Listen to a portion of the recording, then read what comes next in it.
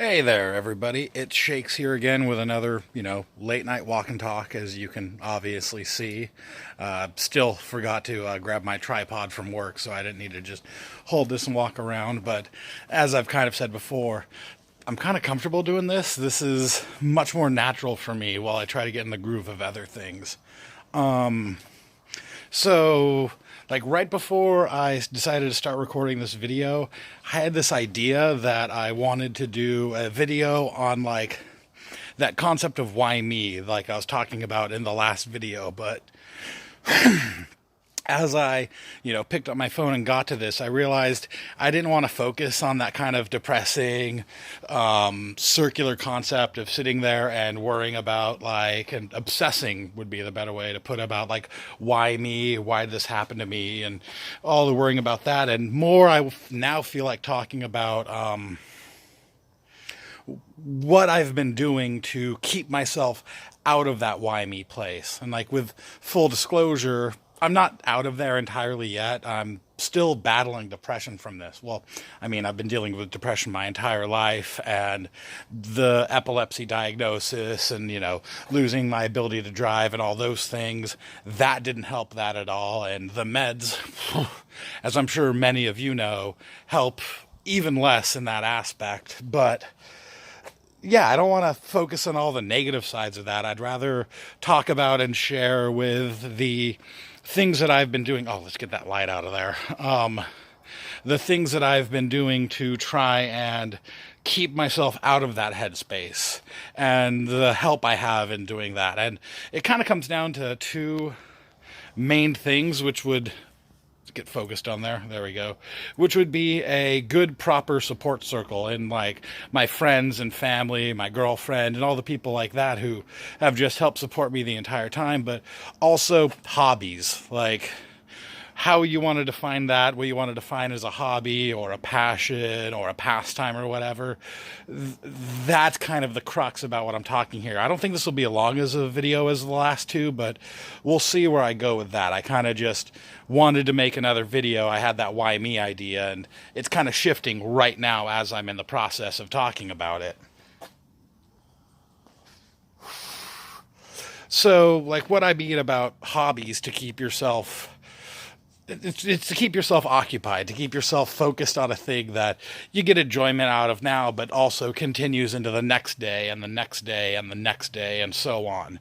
So, I know I've mentioned my nerdy interests in the past, and with the, channel name of Shakes the Comic Guy, you could probably assume that I'm into comics, but I actually work in a comic book store, comic and game store. I sell comic books for a living, and games and various other things like that, and that's because I'm a huge fucking nerd, and I'm super into comic books and nerd culture and games and stuff like that. My big thing specifically in that would be, well, just comic books in general. Marvel, DC, Image, Dark Horse, Aftershock, blah, blah, blah, blah, blah. All the publishers, all the movies. I'm sure everyone's already familiar with that. We live in, the Marvel fucking world now. And also Magic the Gathering. That's another big one.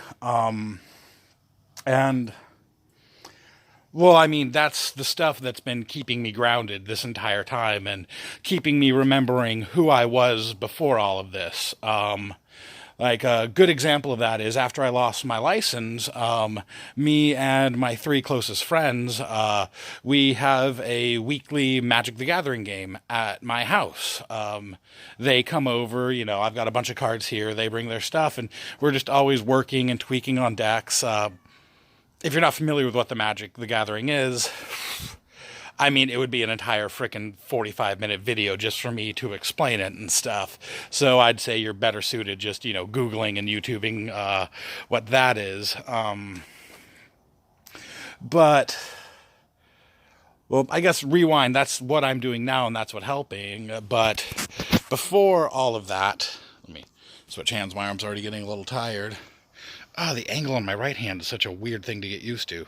All right, I guess that looks a little bit better, but here, get my thumb out of the shot. So before I figured out some healthy habits to deal with this, after I got my diagnosis and, lost my license and everything, as I mentioned in my past videos, I've got, this bar right down the street that's, a super big, close family friend thing and stuff. And I kind of dived almost into full-blown alcoholism. It was just real easy to go out and drink and stay drunk and forget about all my problems that I had just because I was drinking. And like, full disclosure, the mug, well, it's a super cool mug and I always like showing it off. There's some beer in here, but I just got home from work a little bit ago. I work, a late shift at my comic store running all the events and stuff like that. So I still enjoy a beer after work, but I'm not drinking like I used to. I used to drink 6 to 12 beers in an evening after all this happened. It was really not good. And I still have a taste for beer. It's delicious once you have the thing for, but seriously, if you all don't know already, alcohol is a really dangerous thing when you have epilepsy. I try to now drink, a beer or two a night if I'm going to drink, and most of the time I try to stay above all that and stuff, because it can really fuck with your meds, or your meds can fuck with your alcohol tolerances, and it can change your seizure threshold and be a whole real problem. So I'm not going to endorse the drinking of alcohol when you're having problems like this. I keep saying, I don't endorse smoking. They're all really bad habits and stuff, and essentially coping mechanisms that a healthier lifestyle could deal with, and I'm trying to get there, but I feel like I've gone off. Excuse me a moment. I stepped in some dog poop. That's wonderful. It just happened. And we've got that dealt with.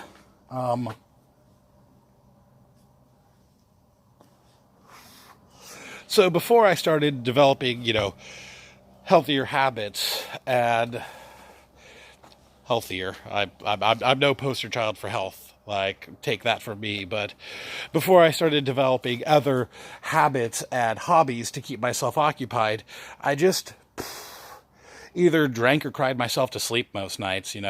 It wasn't fun the first few months of this. I'm really not joking when I say I just, on most nights, just cried myself to sleep. There was so much why me and this existential dread that was constantly like here on my chest over what the future had in store for me. And don't do that to yourself. It didn't do me any good. For months, I was just miserable and worried and depressed.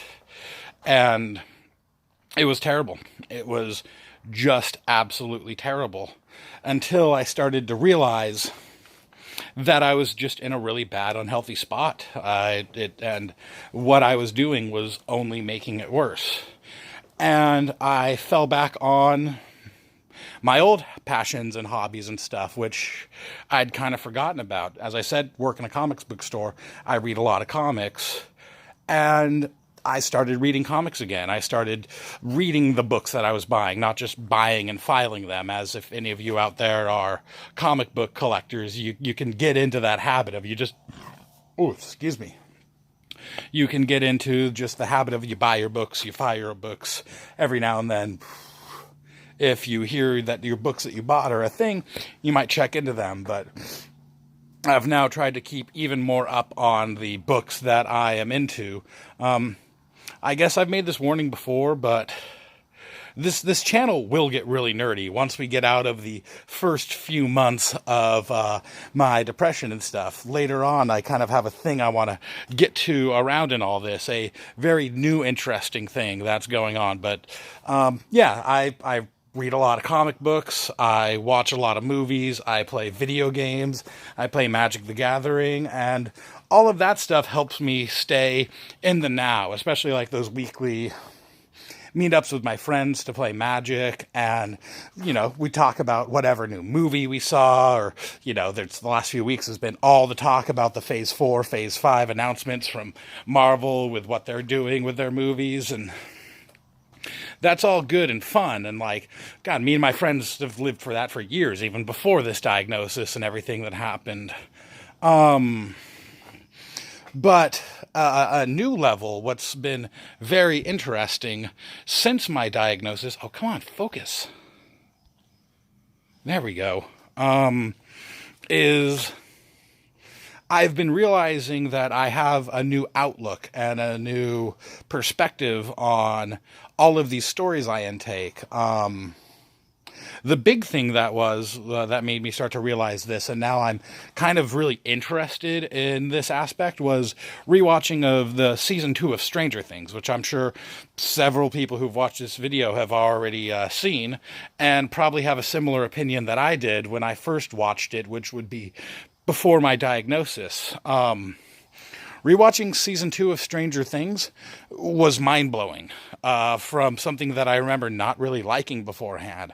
Because, at least for me, it seemed like they were dealing with so many ideas and concepts of epilepsy or mental illness in general. But like in that season, Will has multiple seizures on cameras. The way Will describes to the doctors when he gets zapped to the upside down in his little fits and stuff like that, oh, it just echoed exactly the same way that I would describe my anxiety attacks, if you watched my last video, which were actually oral seizures that could develop into actually full-blown seizures. And then there's like weird shit where the first time Will has his fit and goes into the upside down, and we see the creature that we now know as the Mind Flayer kind of make his first appearance, rising in the background. And what I noticed on the watching of that episode was the clouds in the sky almost looking like an inverted brain with electricity crackling across it. It just looked like we were playing with seizure imagery there. And the further that Will goes on and the show goes on to describe the aspect of the Mind Flayer being both a feeling, an emotion, something that takes hold, while also having an actual physical existence and entity, it just seemed...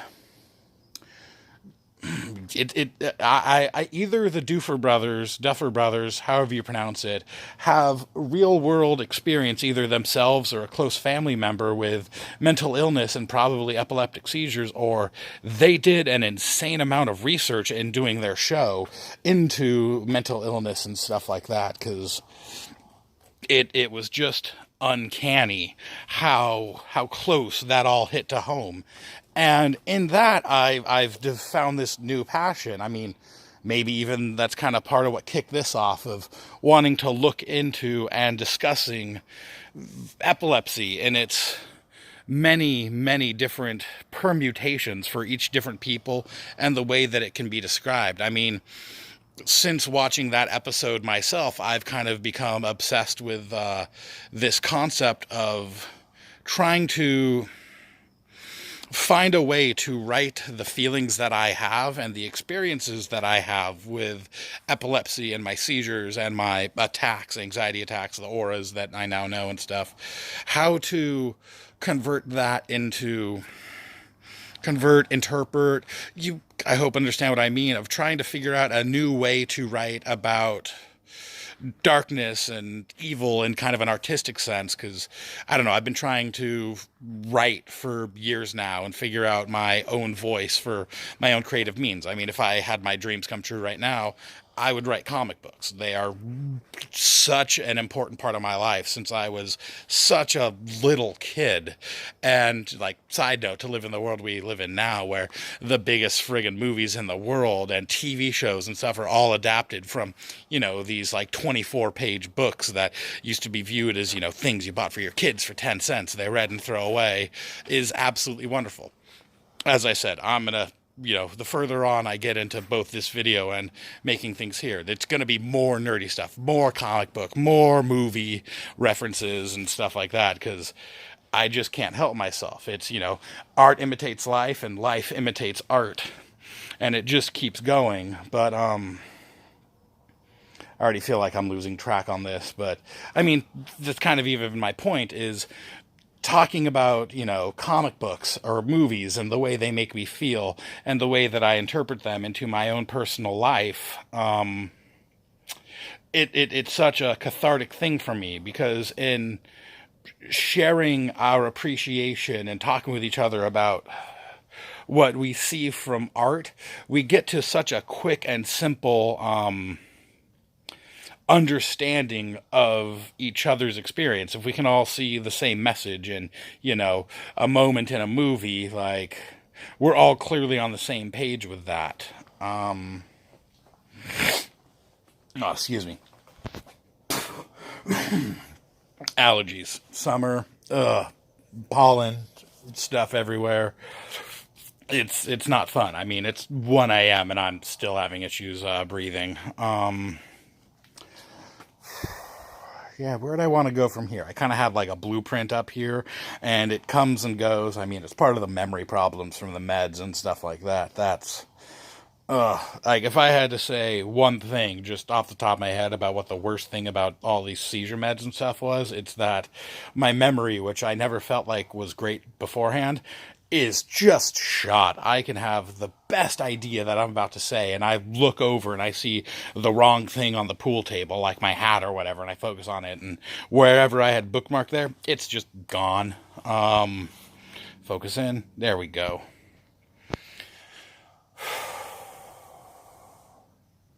Yeah, I lost the Stranger Things analogy. I feel like I overdid the comic book thing.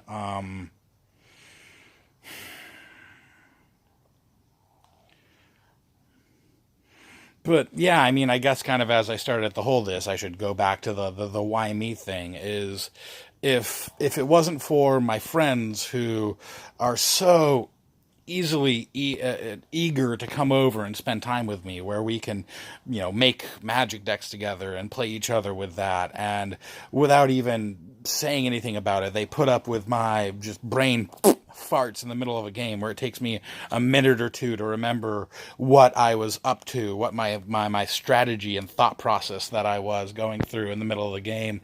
They let me get to there, which, I don't know if I've ever even actually said it to their faces and stuff, but it's such a wonderful thing to not have anybody bring up the fact that I forgot what I was in the middle of saying, and they'll give me 2, 3, 4, 5, however long I need to get back to the state that I was in when we were in the middle of our game and get back into it. It makes me feel normal. It makes me feel like I'm still me, even though mentally I can tell I'm not at the same level that I was at before all of this happened. And then there's also, like, I think magic specifically, like comics and watching movies are all good fun, and sitting there and being all like, oh, ooh, over analyzing and being like a huge freaking nerd on like, oh, is this like subliminal talking about, seizures and how to deal with it and stuff in Stranger Things. That's cool and fun, but the deck building in Magic the Gathering, an actual intellectually stimulating and memory intensive hobby, that is so important. Like, it doesn't need to be Magic the Gathering for everybody. That's a weird little subsect and stuff. I've been playing that shit since I was like 9 years old when it almost first came out and stuff. But, whether it's painting or going out and, doing a trivia night, or oh God, I thought someone was tapping on my bedroom, or the window to my bedroom. That really worried me out for a second. But it's nothing important. It's just, let's see her. Can we see her? It's just Gita wishing she was outside, but it's too late and it's close to bedtime. Oh, I know, you poor kitty. It's really, really unfortunate. She'll live. She's a tough kitty. She just, wants attention constantly. Yeah, where was I, as I was saying? Yeah, finding yourself a hobby, and not just a hobby. I think it's even more helpful to find yourself a hobby that you can experience and share with others, because I can I can read comic books all day long by myself. I've got a freaking stack of like 80 comics that I have not read at this point.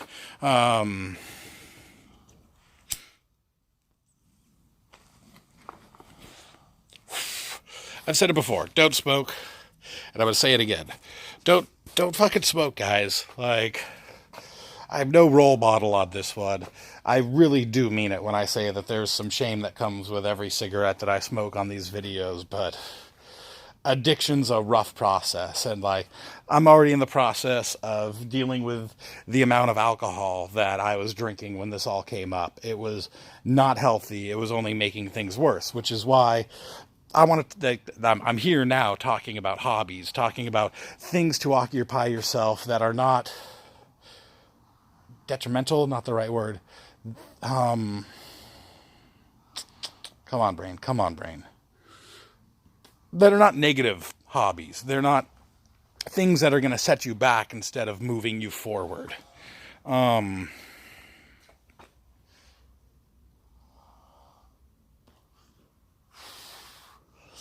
So yeah, if you're, it doesn't even matter if you're new to going through all this. If you've been in a funk after a diagnosis for years, at whatever part you are, at least in my own experience, finding a thing to get you outside of your head and into the real world, like right here and now, is just the best thing you can do. It keeps you in the moment, it keeps you fun, but at the same time, like I can only just keep going back to my magic games with my friends that I have every week. I look forward to that. I get to socialize with my best buddies. I guess I should like backstory quick fill on. We used to go to my buddy's house to like hang out and play magic every now and then, or Dragon Ball Z or LAN games or whatever, but it was always at my buddy's house. But he lives, you know, downtown 15-20 miles away, and I live here and I can't drive anymore. And it was so wonderful how quick he and my two buddies that live together, my best friends, were so quick to acquiesce to coming out and spending time with me at my house because I couldn't get to them anymore. And it's not only that sense of community or that personal support group, but just getting to share an activity with another person. And at least for the couple hours we're together, my epilepsy doesn't matter. It's not a factor other than maybe a brain fart or two. All it is in the here and the now with my friends. And sorry. I didn't think I was going to get emotional and like almost cry on this one, but that's how much that has helped me through and means to me.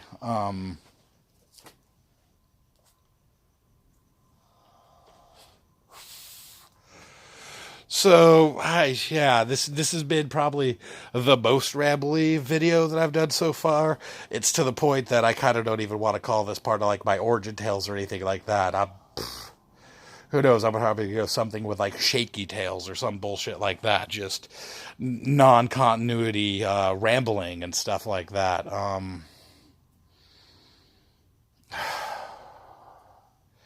Yeah, I don't have like a succinct wrap up for this or anything. I just kind of wanted to share at least what my process was for handling my day to day in this, which is, hanging out with my friends, reading comic books, and had to wait for that to get done. Freaking. Oh my god, he's got more? Jesus Christ. I'm getting texted by my buddy and customer from work who actually gave me the Shake's nickname. Maybe one day we'll introduce you or you guys, I'll talk to him about him some more, but not just yet. There's a whole build up for that as well. Hey, you, stop trying to break out. Sorry, cat's being a little shit. She hears me talking outside and she thinks it's time to be outside and stuff, but we're getting close to bedtime.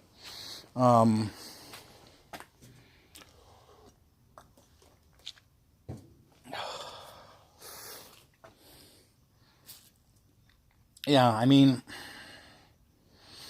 I guess my end point for all of this and the point that I've been trying to get to is don't do this alone. Like, I guess that's actually what spurred me along, is in the comments that I've gotten to doing these videos and stuff. I've had several people mention like how strong I've been through this, how someone of my age has gone through so much, that's, impressive or, a bummer, with the context of how they're talking about it. And, I feel like that was in like response to me mentioning, in my last video, how it, less than a year ago, I got diagnosed and beat testicular cancer and lost a testicle in the whole process, which sucks, but it's what life is. But, I don't really feel like I've been all that strong through this process. I've done the best that I can do. Man, she is really trying to get out right now. Here, no, the window's closed all the way now. Like, yeah, what are you going to do about that? But yeah, no, the strength that at least I am presenting here on this channel and in my videos and stuff, I'm really trying to put on the best face that I can. Like, I am struggling with depression and sorrow from this every day. It's, oh God, I've been doing this for 25 minutes already? All right, this is as long as all the other videos I've done. But, yeah, the strength that I have is only come from, one, talking about this, like from the first, at least I should say, talking about this with my friends and family has allowed me to now share this with, the world like I am now. But, well, I mean, I guess it's all the same thing. Is the strength that I have in this is from everybody else who has shared their strength with me and also helped distract me from the weakness that I feel and helped remind me of my strength. And I wouldn't be there if I did this all alone. Like, that's the point that I feel like I keep getting to, is don't go through this alone, guys. You need friends through this. This is, I don't have words for what this is. It's, I mean, like, as I mentioned, like, I dealt with cancer. I lost a testicle because of it. That seemed like the hardest thing that I've dealt with in my life. And I spent over a year homeless on the streets of Austin, Texas. I have been in, I don't even want to get into like the abuse that I've had in intimate relationships in here. That's a whole nother section of videos, maybe on a whole other channel. I don't want to bring shit down to there, but like, I've had my hardships in life, and I always just assumed those were hardships anybody and living any life can face and stuff like that. And this last year with cancer and then epilepsy, that's when I realized kind of like what real hardships can be. And I still feel like the hand I was dealt in this has been a pretty good freaking hand. It's a straight, at least. It's there are solutions, there are answers, and most of it comes down to you. Like, I keep mentioning the support, group or support circle and stuff like that. Like, but you have to manage those, especially after the diagnosis and losing your ability to drive or whatever it may be. Like, just don't shut yourself off from the world. Ask for help. Talk with people. Let them know what you're going through. Let them know how they can help you go through what you're going through. And don't take that for granted. Don't take them for granted. Give back. Do whatever you can to keep the support circle going, because it's a circle. It's not just a bench that you can pull from. You have to work at it too. I keep getting right to the edge of crying just thinking about everybody who has helped me through this in so many ways I can't even imagine. Like, my buddy that I had to take a break there while he was texting me. I have a sneaking suspicion, before I even look at his messages, that he has made me some kind of channel banner or something like that. I mentioned that I was working on this channel earlier this evening with him, and how I kind of named it after his nickname, and he told me he was going to work on an avatar or a banner. Even if he doesn't, like, I'm not going to be bummed, but it's probably up to that right now. And that's kind of what I mean, is people will be more than happy to help you through what you're going through, even if they fully don't understand the gravity of what it may be for what you're dealing with right now. Most people seem to at least understand that what you're dealing with is something that they cannot understand how it is to deal with it, and they will be more than happy to offer what they can while going through it.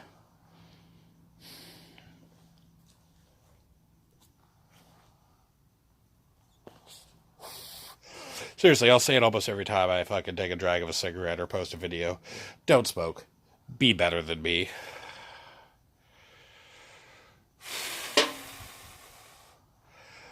Yeah, I don't know what to follow this up with at this point. I've been rambling for 30 minutes, and I feel like this is the most legit rambling I have done yet. I guess it mildly serves as a precursor, because I'm obsessed with the idea now, as I was talking about with Stranger Things, is trying to notice weird parallels between the trauma of this and the way the boogeyman, ooh, that epilepsy is, and the way that others have interpreted that into mass media. Like, I might make an entire series on that going into the future. I kind of find it to be a lot of fun, even though obviously this isn't. But it's, part of like me making these videos. I want to figure out how to not only talk about the positive sides of this and getting through it, but how my perception has been changed so much since all of this started happening.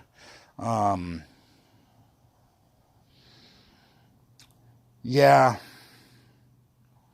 Yeah, I really have no wind down for this video or anything other than saying that to everybody who has commented and replied, whether it's on Reddit or on YouTube, I love you guys. Like, even though I'm only getting like a dozen to 2 dozen views on this, and like half a dozen comments and stuff, the feedback that I've gotten from all of you on this has been way better than I ever expected, and it's really it's why I'm out here at like 1 a.m. right now, after getting right home from, well, not right home. I got off work at like 11 o'clock, and I had to wait around a while to get a ride. Woo! Not being able to drive. That really one of the most annoying things about all this, but it's why I'm here talking to you guys, gals, whatever, right now, because